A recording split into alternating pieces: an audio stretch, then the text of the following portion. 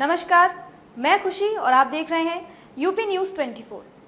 आइए नजर डालते हैं आज की बड़ी खबर पर। एक साथ दांव पर लगी 3 केंद्रीय मंत्रियों की साख, विरोधियों से मिल रही कड़ी चुनौती। अंतिम चरण के दौरान यूपी की महाराजगंज, गोरखपुर, वाराणसी, कुशीनगर, देवरिया, बलिया, घोसी, गाजीपुर, बांसगांव, सलेमपुर, चंदौली, मिर्जापुर और रोबोट्सगंज सीट पर वोट डाले जाएंगे।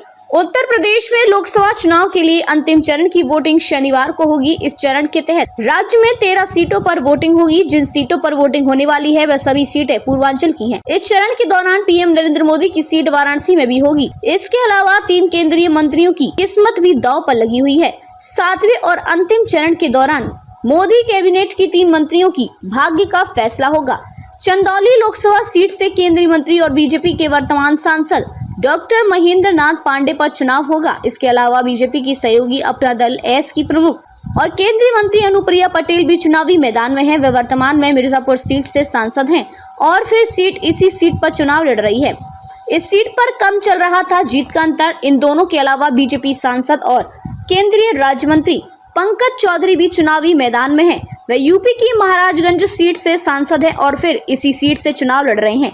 राजनीति के जानकारों की माने तो पीएम मोदी की वाराणसी सीट पर जीत तय है। हालांकि जीत का मार्जिन कितना होगा, इसको लेकर तरह तरह के कयास लगाए जा रहे हैं।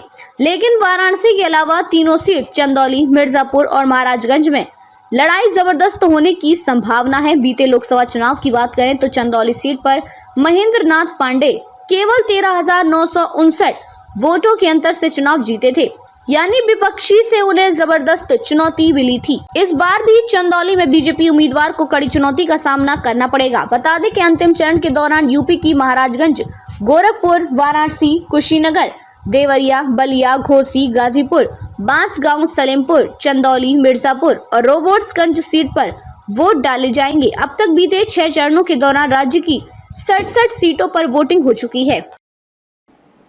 खबरों में अब तक के लिए बस इतना ही। फिर होगी आपसे मुलाकात ऐसी ही एक और बड़ी खबर के साथ। तब तक के लिए नमस्कार और देखते रहिए यूपी न्यूज 24। ऐसे ही लेटेस्ट अपडेट्स पाने के लिए हमारे चैनल यूपी न्यूज 24 को सब्सक्राइब करें और बेल आइकन दबाना ना भूलें, जिससे आपको लेटेस्ट अपडेट्स का नोटिफिकेशन मिल जाए।